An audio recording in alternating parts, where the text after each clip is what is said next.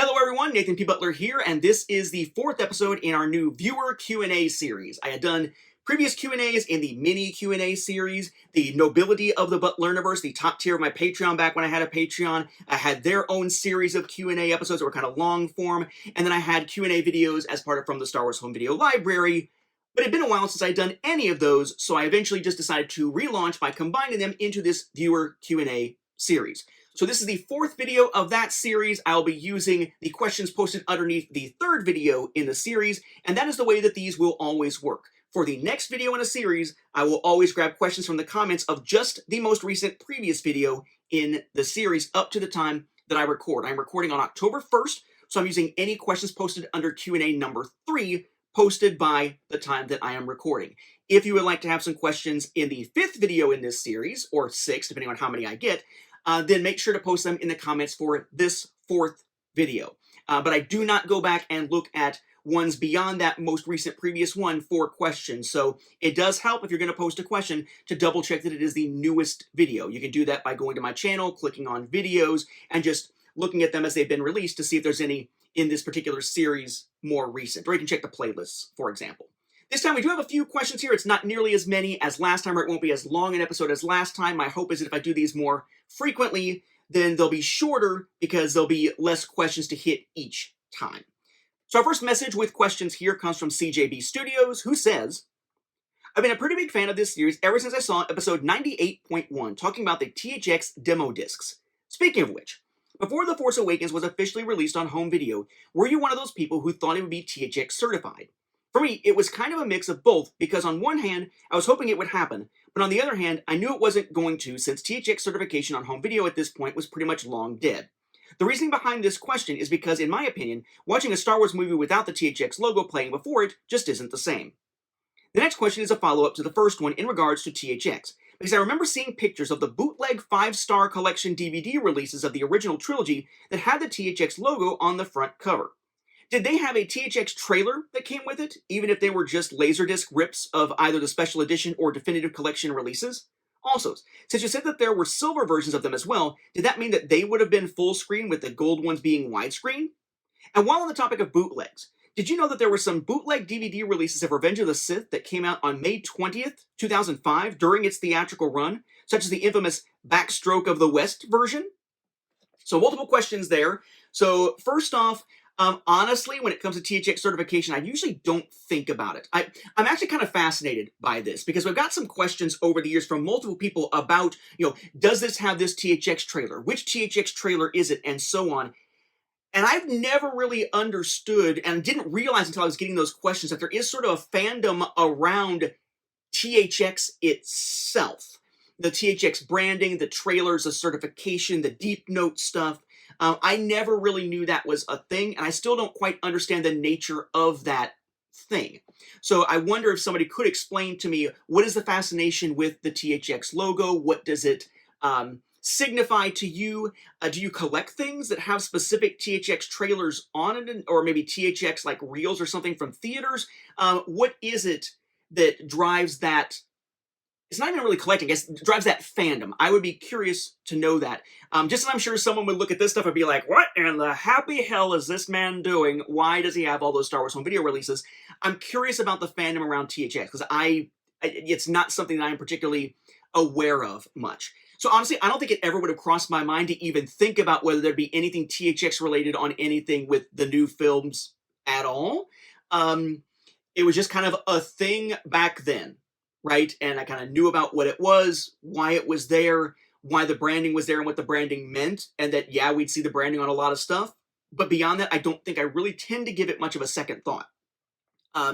Likewise, the idea of a Star Wars movie without the THX logo before it feeling kind of weird, honestly, to me, that's not the case, because when I was watching Star Wars on basically a daily basis when I was younger, there was no THX mastering kind of certification video thing playing for me, because for me, when I was younger, what I was watching almost on a loop constantly was the 1992 Special Letterbox Collector's Edition, pre-THX certification.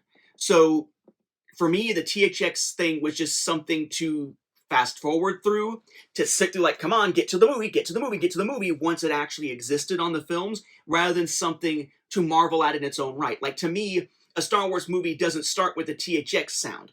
A Star Wars movie starts with, you know, the 20th Century Fox kind of fanfare. Having a Star Wars film without that, to me, feels weird. But otherwise, yeah, just not something that really, it was something that would really even be on the mind for me. As for those bootlegs, I actually dug them out there, one of those bootlegs that I got to be able to debunk them within the book and whatnot.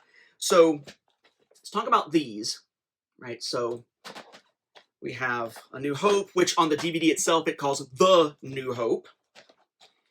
Empire, for some reason, with the Revenge of the Jedi teaser poster art for Return of the Jedi on the cover, and then Return of the Jedi here. And yeah, they all say THX down at the bottom. So this is something you see bootleggers do a lot, though. They slap labels on stuff just to make it look more legitimate. Like, there were no original trilogy DVD releases until 2004. And at that point, it is the 2004 DVD cuts. Period. End of story. Anything prior to that, anything that's not the 2004 cut or a later cut, cannot possibly be a legitimate DVD release, with the exception of those 2006, 2008 bonus discs, which really are kind of a new cut anyway, because it's an original film version of the opening crawl for A New Hope, and then slapped on a scan of the definitive collection. But that's a whole other thing we've gone into before. But you'll see stuff like that. Like in this case, 5-star collection. Well, there was such a thing as 5-star collection DVDs, but not for Star Wars. Independence Day, for example, got one in silver packaging. So that's using something else's branding to make this look more legitimate. The Dolby Digital, the DTS, the THX stuff, all slapped on there to make it look more legitimate. You look at the back, it's got some of the legalese that you would expect on a legit release. You have the 20th Century Fox Home Entertainment logo. You have a NTSC region code and whatnot. You have the old thing that indicates that there's some DVD-ROM content on there, and so on and so on and so on. All basically on there to make something that is a bootleg that is non-legitimate look slightly less illegitimate. Certainly more legitimate than when you would see some bootlegs that had, for example, Arnold Schwarzenegger listed as being part of the Phantom Menace. But it's all just BS. It's all just stuff to try to make something look more legit. And these in particular are factory pressed bootlegs. So you have these operations, usually overseas, where they are just churning out factory pressed bootlegs. These are not DVD-Rs. They look legit because they are factory pressed, but they are just not legit. They are fake, or at least they are illegitimate. So in any event, what these 5-star collection is, and I actually don't have a silver set, I'm assuming they're probably basically the same thing, is they are just Laserdisc rips, just straight Laserdisc rips of the 1997 special edition Laserdiscs. So basically it's this legitimate Laserdisc set from the US completely ripped and just slapped onto DVD. There, that one can go in the background now. And what that means is that when you actually look at the content on it, each film basically has the film, ripped from that, widescreen, and of course, letterbox widescreen basically, and of course, there is a trailer on there to make it look like it has some bonus features. But then when you have Return of the Jedi and you click trailer, it's not just the trailer, it's a trailer, and then all of those featurettes about what makes a special edition special that are on the beginning of the VHS cassettes all combined together into one thing. Ooh, did they do something special? No, that's how the Laserdiscs are. After the film's credits end, there's a trailer. For Jedi, after the film's credits end, there's a trailer, and then all of that as one thing. They just ripped it and slapped it onto a DVD. And they're so super excited. This always boggles my mind when bootleggers do this, because it's another obvious sign it's a bootleg. They hype up what kind of disc it is. Ooh, it's a DVD-9 collector series. DVD dual layer DVD. If you have to hype up that it's a dual layer DVD, that shit's a bootleg. But in any event, because it is a straight rip of this, it does start with the 20th Century Fox Home Entertainment logo. It does start with the Dolby Digital animation, where it's kind of like they're going through, an Indiana Jones-esque temple, and then Dolby Digital's up on the wall. And then, yes, it does have a THX trailer, if you want to call it that. But it's basically with a little bit of text and then the THX Laserdisc logo. So it's not just a regular THX kind of thing. It's the THX Laserdisc specific logo that's on there. and then it goes straight into the film. And it is the 1997 special editions, because again, it is ripped directly off of this. I cannot imagine that the silver ones of these would somehow be full screen and they're doing something fancy with that. It's probably just a packaging variant of the bootlegs, maybe who was producing these factory pressed bootlegs back at the time, because as Laserdisc rips, there are no full screen Laserdiscs of the special edition. There are also no full screen Laserdiscs, as far as I know, of the THX Remastered Edition if they were the version prior to that on those silver ones, but I think they were all the special editions. I know these gold ones are. And then, am I aware of the bootlegs of Revenge of the Sith from back in 2005? Yes. Yeah, early 2005 was really when bootlegs kind of came to the fore online, when it came to this sort of thing, and then you saw more proliferation of bootleg DVDs around that time. I mean, certainly they were around before these things, but you saw a lot of that around Revenge of the Sith. You had some that were actual like scans of stuff, though those tend to be more rare, whereas a lot of them were someone, you know, with a camera in the movie theater recording the movie and then slapping that onto a disc. And you have to wonder if that was the first Star Wars film to really be hurt in terms of theatrical viewing, theatrical box office numbers, revenues, by bootlegs being not widely available, but certainly more widely available than what we had really seen prior to that, particularly through online downloads rather than physical discs. But I mean, that argument can be said throughout the history of bootlegs, right? Even today, when you have stuff that doesn't get released from Disney Plus on home media, then there's going to be bootlegs proliferating of it. Or before they get released, there'll be bootlegs proliferating of it. What allowed bootlegs like these, the 5-Star Collection, not only proliferate, but also, and this drives me nuts, also show up in some collector's guides, like the recent new edition of the Star Wars Super Collector's Wish Book, as if they are legitimate. Well, it was the fact that there were no DVD releases of the original trilogy until 2004, which meant that bootleg versions of earlier versions of the film could proliferate out there for people who just were eager for the 2004 discs that hadn't been released yet, eager, not knowing releases were coming soon, or just ignorant of the fact that the bootlegs that looked quasi-official weren't legitimate, who bought into the lie, essentially. But the same thing happens with Disney Plus now, where, you know, they're not putting anything out when it comes to, you know, the Clone Wars Season 7 yet, so bootlegs proliferate of it. And the question rises as to what are they going to do about it, if anything, because in the past it was, well, bootlegs will cut down on our box office.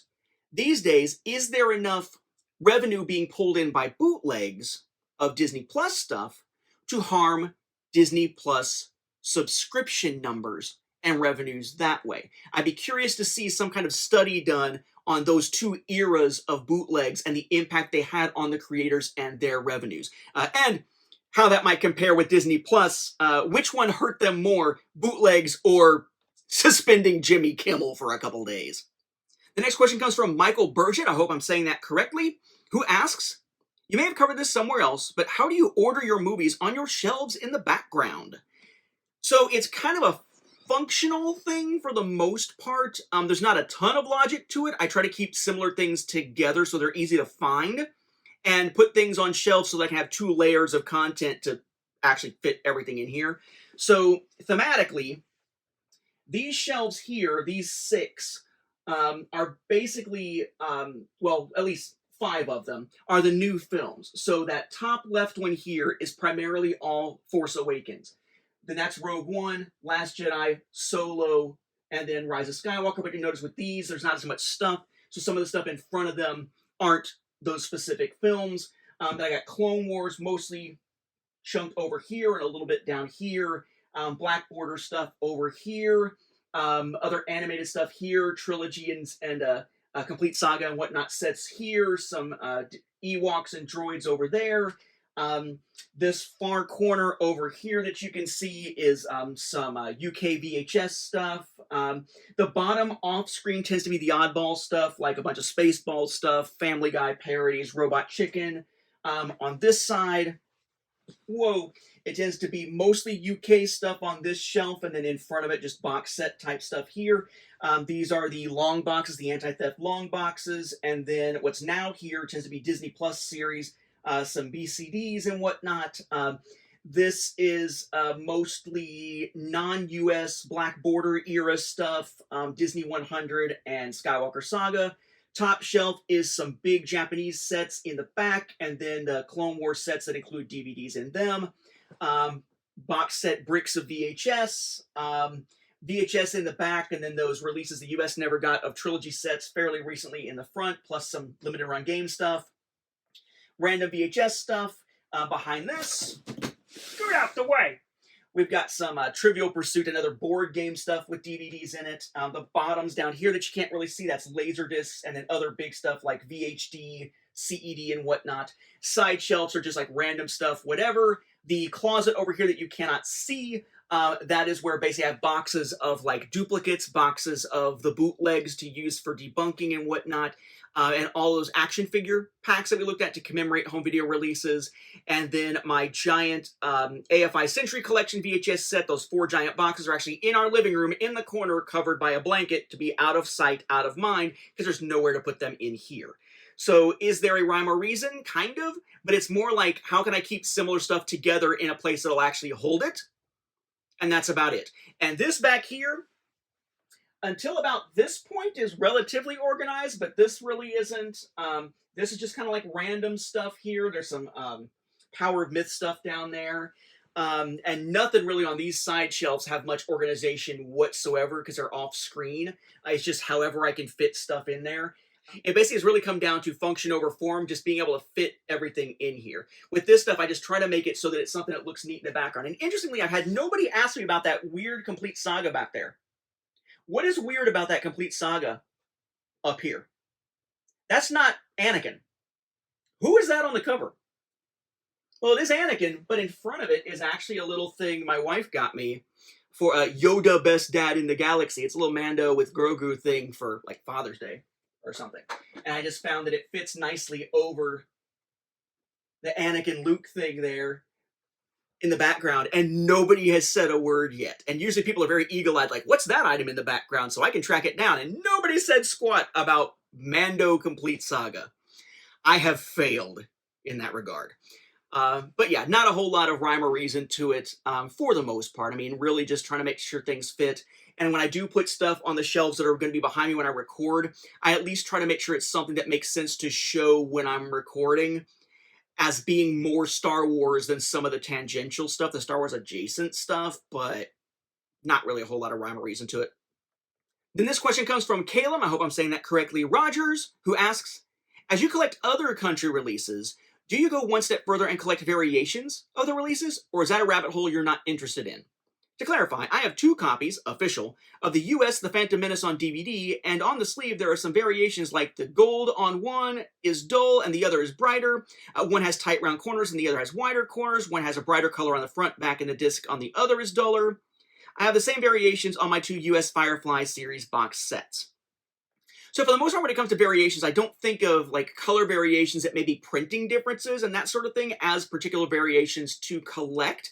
The only real printing variations I can think of that I really hunted down, and part of that was by accident, is if you look at, there is the first volume of Ewoks on VHS that was only 1 episode in the US. There's 2 variations of that, one with the correct label, one with an incorrect label that shows multiple episodes on it. And when it comes to the Phantom Menace on VHS, both widescreen and full screen in the US, there are different ways the label was printed so that the little divot that kind of holds it together, the little divot on there, is either interrupting the text or not, depending on how some of the text is aligned. For the most part, though, I haven't really looked at those other things as variations. When I think of variations, I'm thinking of the different releases for a region. So like in the US, if I'm going to pick up a film, I'm going to get, the DVD version, the Blu-ray version, the 4K version, the 3D version if there is one, the Best Buy exclusive, the Walmart exclusive, the Target exclusive, and so on and so on and so on. So in that vein, at least, when it comes to foreign releases, it really kind of depends. With the UK, I don't tend to hunt every variation of the early stuff. Most of my hunting multiple variations of things for foreign releases happens in the era of the new Disney films, because that's when I would collect them as they are being released, not hunting previous releases. So for the UK, I pick up every possible variation that is released for a new film. In South Korea, same thing. I pick up every variation of each of the new films. When it comes to Japan, thanks to the time to import and the higher costs even before you get into exchange rates, I tend to just get whatever the fanciest one is of the new release, but not necessarily every variation, though part of me wants to start looking at every variation for Japan. It's just pretty costly to do. But it varies by country. But what fascinates me is the different ways things are being released rather than those little minor variations when it comes to things that could be printing related. And part of it also comes down to budget, right? Like, I can more easily grab stuff when things are coming out. If I've known that it's coming out, there's going to be a new wave of releases and I can save money in advance, rather than if something just kind of shadow drops, I'm like, oh crap, I don't know if I have the cash for this. And of course that goes along with anything, life related. Like we just dropped $3,000 on the down payment for a new vehicle for my wife because her previous vehicle got totaled. So now we have higher car payments, now not by a ton, but higher car payments, higher car insurance, and $3,000 of what was part of our emergency fund and some stuff that was saved is just out the freaking door. So now I'm a little more hesitant to do a big wave of buying stuff. But if it's the middle of summer, I've just got my summer school pay from all these students that I'm teaching during the summer. I have a little more disposable income. Some of it gets saved. Some of it I'll look around to try to splurge on something new for this collection. It really just kind of depends. But right now, I guess it's a little bit easier to do because there really aren't a whole lot of releases coming. So if I wanted to, I could grab all the releases from other regions. But like I didn't grab, for example, the Mandalorian releases from Japan at all because there wasn't enough differentiation between the US and UK releases, for example, with those, to really, to me, justify the cost of picking those up from Japan. Whereas if it was a film, I would keep up with the previous patterns to keep up with the pattern so that I could show the same types of things. All right, and the last question or set of questions for this one comes from Mr. Wilson I Am. Username doesn't give away the actual name, but that's the username there, who asks multiple questions here. Hey Nathan, thank you for answering my questions. It's great to hear from you. Well, thank you for asking. I like to be able to have these interactions, and that only works if people are actually asking questions. So let's see. So first question, what are your overall thoughts on the Wheel of Time books? Because I did mention reading them. I know you finished the series recently. I have read the first 3. Did you find it worth powering through all 14 books, or would you recommend a different approach? Absolutely. So Wheel of Time starts in a very, this is just going to be like a Tolkien type of thing. It's really once you get a little bit further along past the first couple of books, probably into like the 3rd or 4th, that it really starts to flesh out its own world. Like, this really isn't going to be Tolkien-esque. It has some of those same overtones, but this is going to be very different. I found the series very worthwhile. It's one of the few book series I actually am really interested in someday reading again, but ain't nobody got time for that, as the saying goes. Like that and the Dresden Files, I'd really like to read again. They are very different series. I think if you really want to get a feel for how the Wheel of Time will eventually play out, if you are going to read the books, the 3rd series of the TV show is the closest to the feel of the books of any of those seasons. The first 2 are kind of meh. The 3rd really kind of starts hitting its stride a little bit. The series still gets way better than anything we ever saw in the show, but it is an excellent series. There is a reason it is considered sort of the American Lord of the Rings when it comes to seminal fantasy works from a given country that help define that country's place in fantasy writing. It is absolutely fantastic. There are a lot of times where not a lot happens in a book.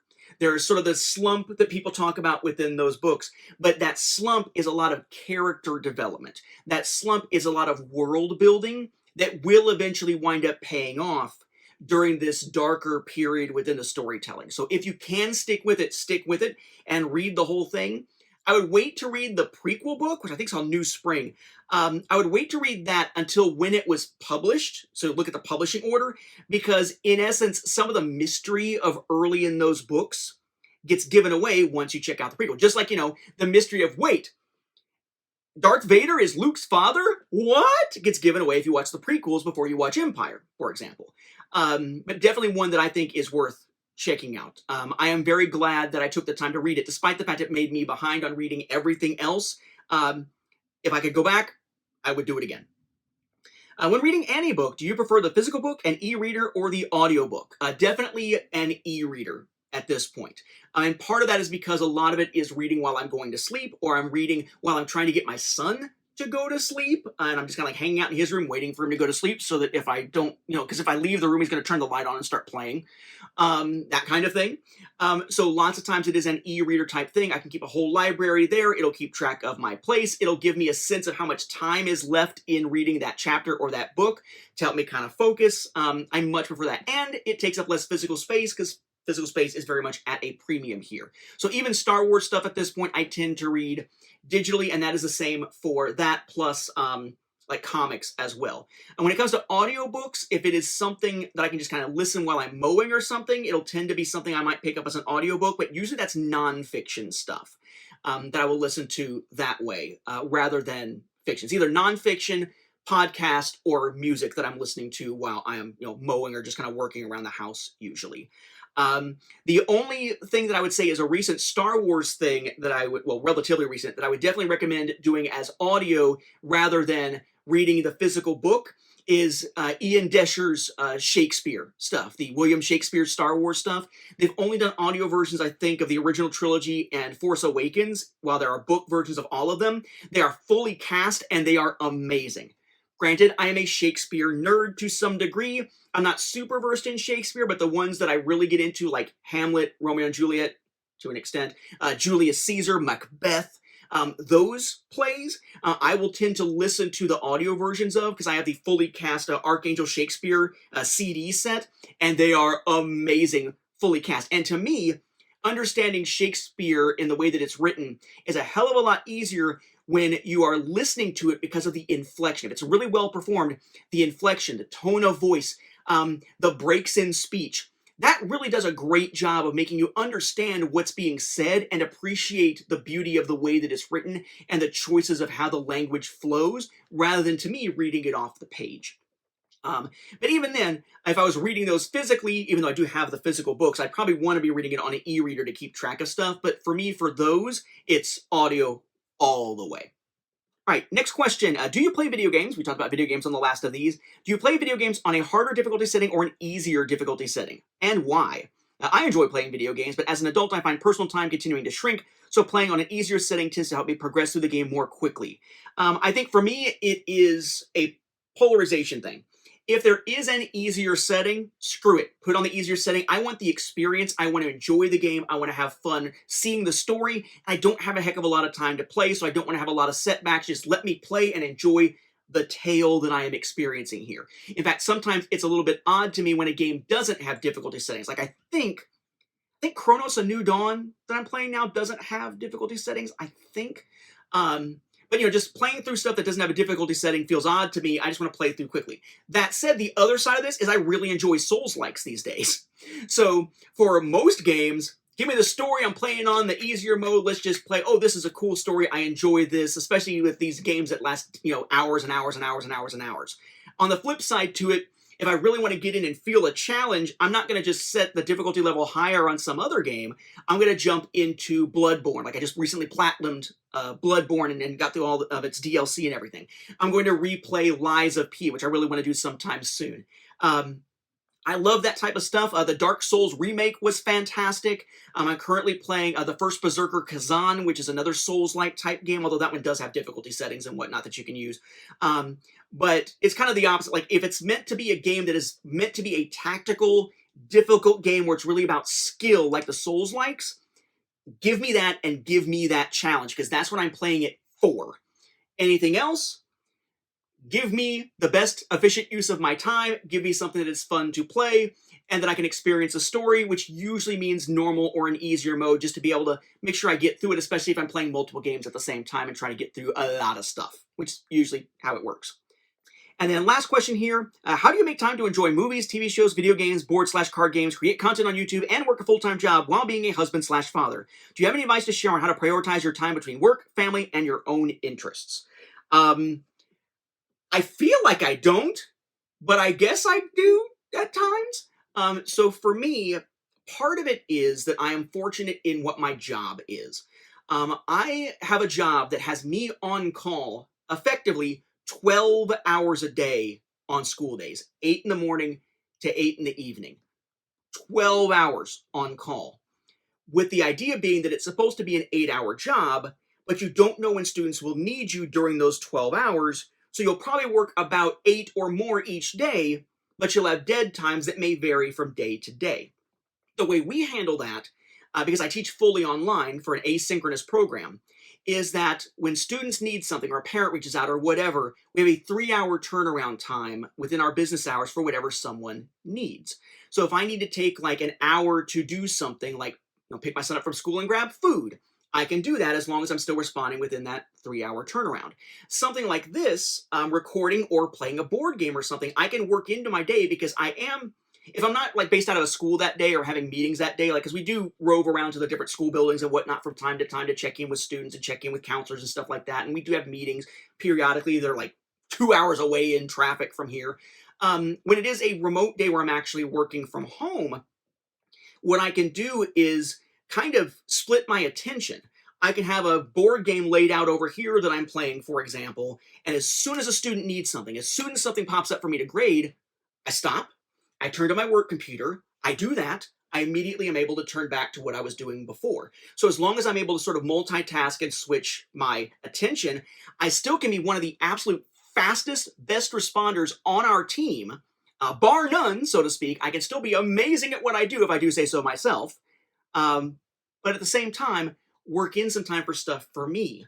That is something you'll notice with these videos. I can record more stuff, jumping back and forth with my attention during the school year than I can on breaks, or than I can during summer, because my son is now in school. So during the time of day that I'm recording this at about 10 o'clock. You'll notice a bunch of cuts in this video. Some of those cuts are because I screwed up saying something. A lot of those cuts are, okay, something popped up for me to grade. Let me do that and provide some feedback, and now I'm back to recording here.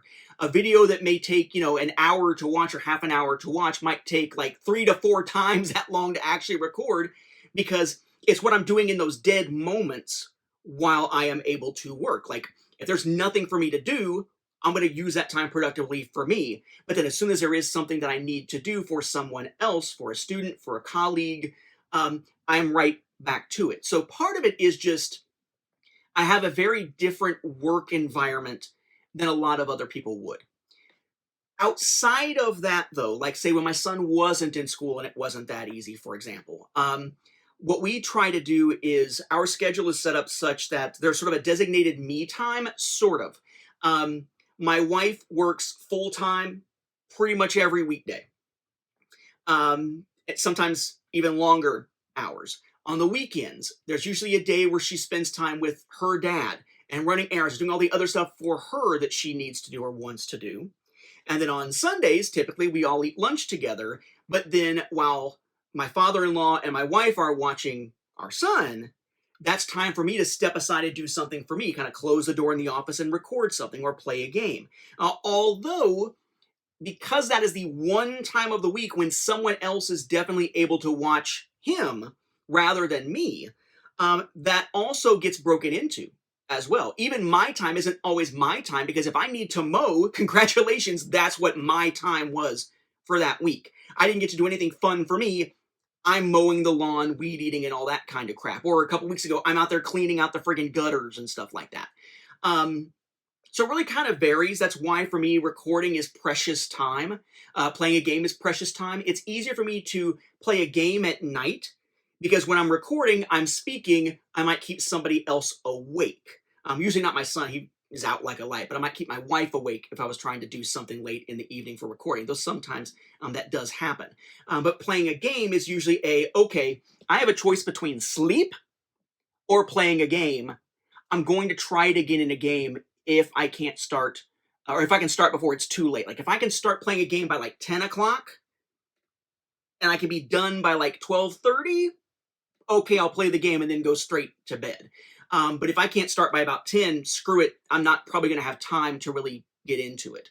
That's why a lot of my play testing for Final Girl, I play test at night once my son is asleep, on days oftentimes where my wife is working late, so I'm not keeping anybody up, and I'll play the game, I'll write up my report, and then wait for it to synchronize through a iCloud or whatever, and then the next morning is when I send my report from the game the previous night, because the time is precious, and what room I have access to, who I'm going to keep awake is kind of a thing.